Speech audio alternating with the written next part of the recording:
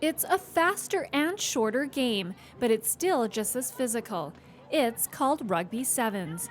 Played with 7 players aside on a regular rugby field, the game consists of 7-minute halves instead of the typical 40-minute halves in 15-a-side rugby. In Kelowna recently, a tournament was held featuring 12 men's teams and 5 women's teams, and it included some of Canada's top national players.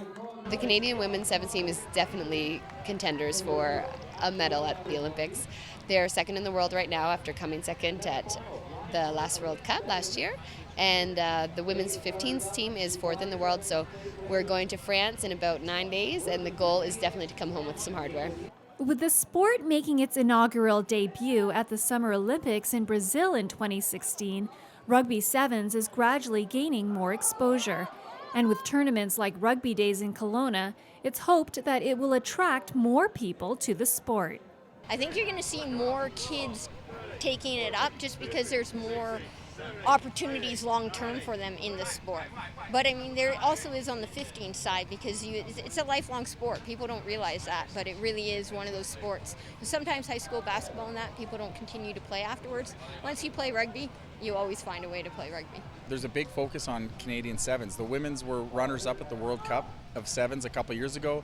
The men's finished 6th on the tour this year, the IRB tour. They were runners-up in Vegas, their best ever finish. So runners-up in Vegas would mean a silver medal in Rio. So there's a real possibility for us to win some medals. But if you're thinking of taking up the sport at an elite level, be prepared to ramp up your cardio. 7-a-side rugby requires you to sprint for most of the game. It's not a jog, it's not a lot of walking, it's go, go, go for 7 minutes. So to give you an idea, if you want to find out how hard sevens is, go out to your local field and just do wind sprints for 7 minutes, take a minute break, and then do another 7 minutes of it. You won't be feeling too good after the 14 minutes of sprints, I'll tell you that. Typically, if you're going to play elite sevens, you're looking at extremely fit people who can run really fast and hit really hard. But the awesome thing about rugby is it welcomes everyone.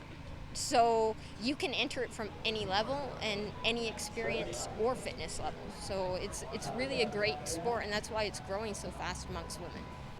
From the field at Rugby Daze in Kelowna, I'm Marianne Okel for Go Okanagan.